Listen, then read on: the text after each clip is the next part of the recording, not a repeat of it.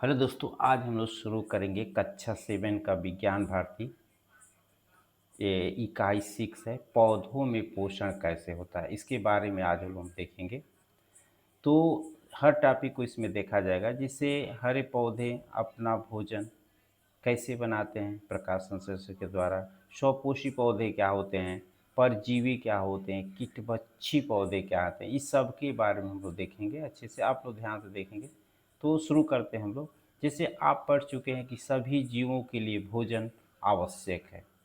भोजन से शरीर को कार्य करने के लिए ऊर्जा मिलती है।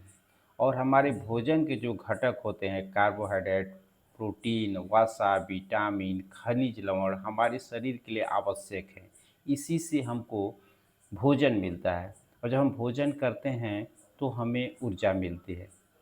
तो मानव सहित कोई भी प्राणी अपना भोजन स्वयं नहीं बनाते हैं। वे पादपों अथवा पादप के जो आहार ग्रहण करने वाले जंतु होते हैं उन्हीं से भोजन करते हैं। अर्थात पृथ्वी पर पाए जाने वाले समस्त हरे पौधे अपना भोजन स्वयं बनाते हैं, इसलिए इन्हें हम स्वपोषी कहते हैं।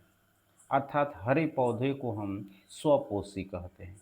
हरे पौधों को हम स्वपोषी कहते हैं।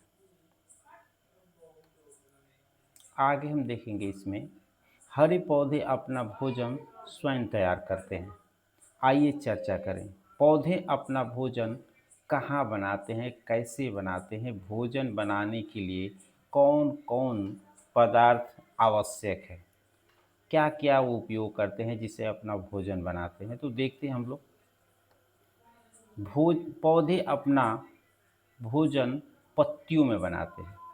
कह सकते हैं पत्तियां जो होती हैं पौधे का रसोई घर होते हैं। जैसे रसोई घर में हम लोग खाना बनाते हैं तो उसमें आटा होता है, चावल, दाल आदि पदार्थ होते हैं, तब हम जाकर खाना तैयार करते हैं, बनाते हैं। उसी प्रकार पौधे भी क्या करते हैं, पत्तियां जो होती है अपना भोजन बनाने के लिए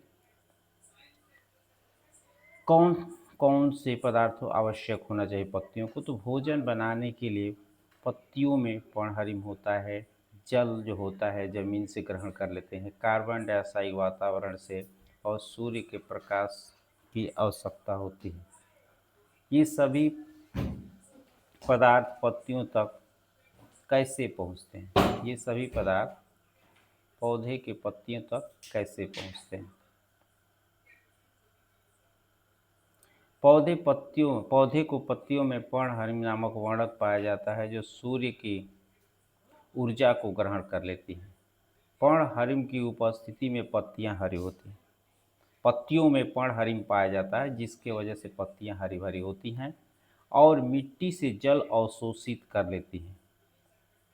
पत्तियां जो होती हैं मिट्टी से जल अवशोषित कर लेती हैं, और इस प्रकार पत्तियों में जल उपलब्ध हो जाता है। साथ ही वायुमंडल से कार्बन डाइऑक्साइड सूक्ष्म रंध्रों द्वारा पत्तियों में सूक्ष्म रंध्र होता है, छिद्र होता है, उसी को रंध्र कहते हैं।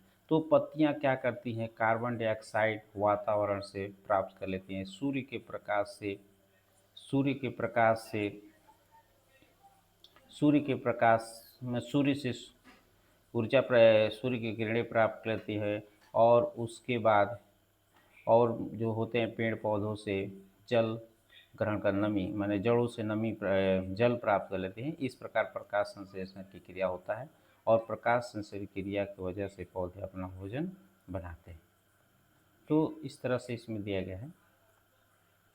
जब सूर्य की प्रकाश पत्तियों पर पड़ता है तो पत्तियों में उपस्थित पर्णहरिम होता है, और वो जो पर्णहरिम जो होता है प्रकाश की किरणों को अवशोषित कर लेता है, जल को अवशोषित कर लेता है, और कार्बन डाइऑक्साइड को अवशोषित करके और वो अपना भोजन ग्लूकोज के रूप में बनाता है। और साथ ही प्राणदायिनी ऑक्सीजन गैस बाहर निकलती है, और पर्णरंध्रों द्वारा वायुमंडल में पहुंच जाती है, माने बाहर निकले। इस तरह से प्रकाश संश्लेषण की क्रिया में प्रकाश संश्लेषण की प्रक्रिया में पत्तियां अपना भोजन बनाती है, और साथ साथ carbon dioxide gas oxygen gas को भी निकालती है, जो हम लोग ग्रहण करते हैं। पौधों द्वारा भोजन ग्लूकोज बनाने की प्रक्रिया प्रकाश संश्लेषण कहलाती है।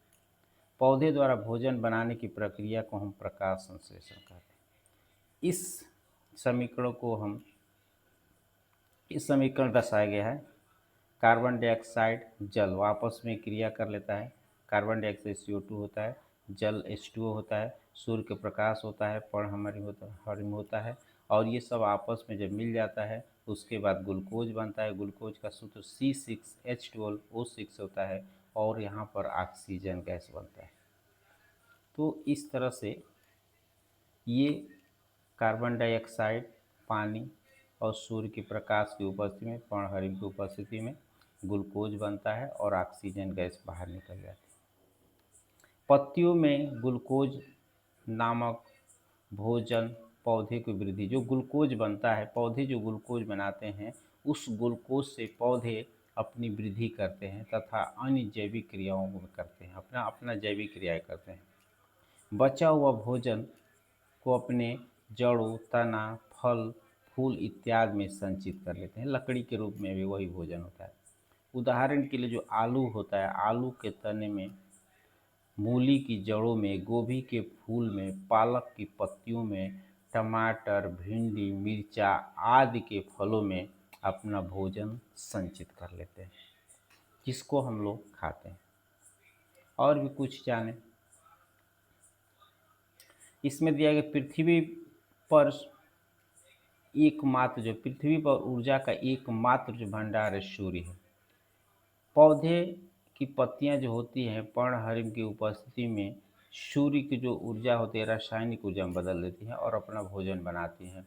भोजन ही पृथ्वी के समस्त प्राणियों का स्रोत है और सभी जीव जंतु जो होते हैं प्रत्यक्ष अथवा अप्रत्यक्ष रूप से पौधे पर ही निर्भर करते हैं।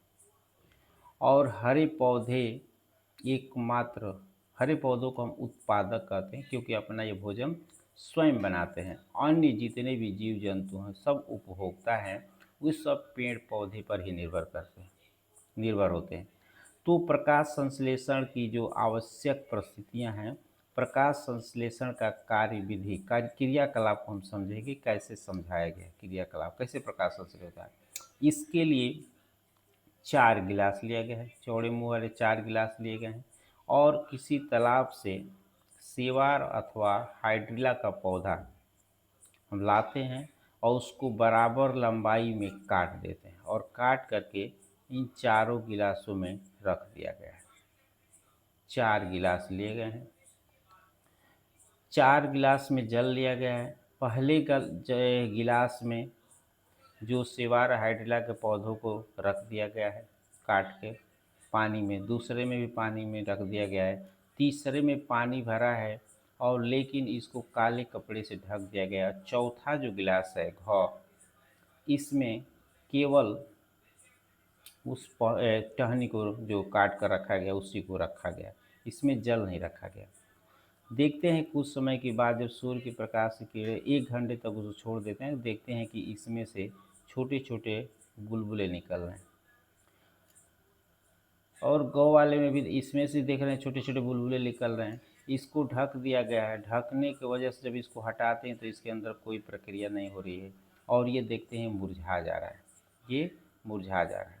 कुछ समय के बाद हम क्या करते हैं, पुनः इसमें खाने का सोडियम डाल दे रहे हैं खौ वाले में।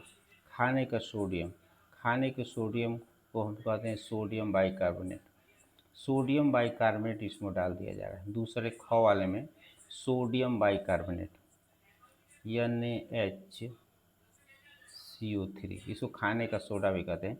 जब इसमें हम डाल दे रहे हैं तो देख रहे हैं इसमें जब हम डाल दे रहे हैं इसमें सोडियम बाइकार्बोनेट एक खौ वाले में डाल दे रहे हैं तो इसमें तेज़ी से बुलबुले निकल रहे हैं, तेज़ी से बुलबुला निकल रहा है, इसमें से तेज़ी से बुलबुला निकल रहा है।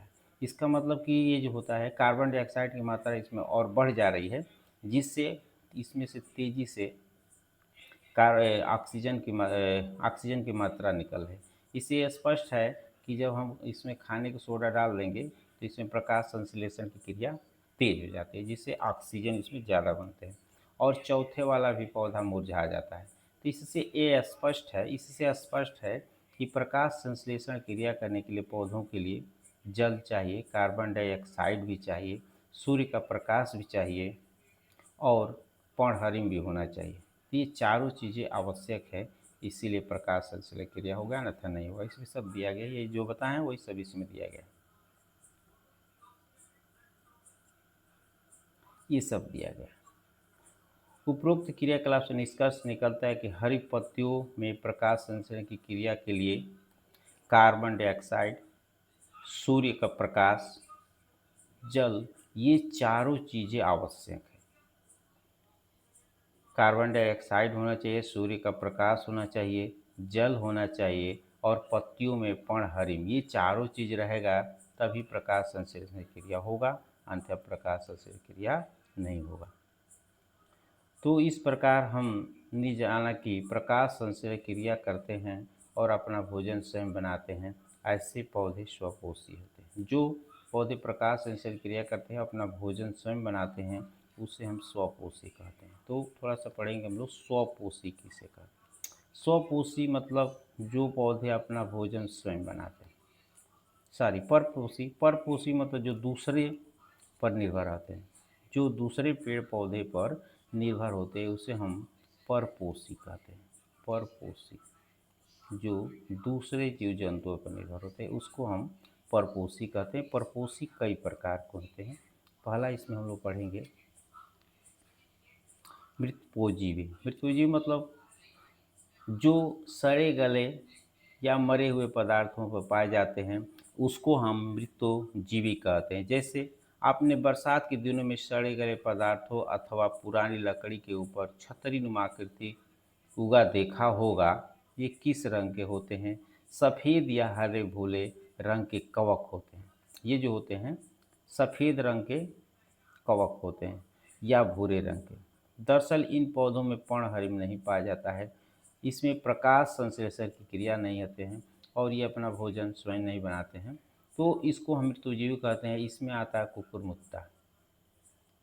कुकुरमुत्ता, कुकुरमुत्ता, इस तरह से कुकुरमुत्ता आता है। और भी इसमें सब आते हैं, जैसे bread mould, bread mould, bread mould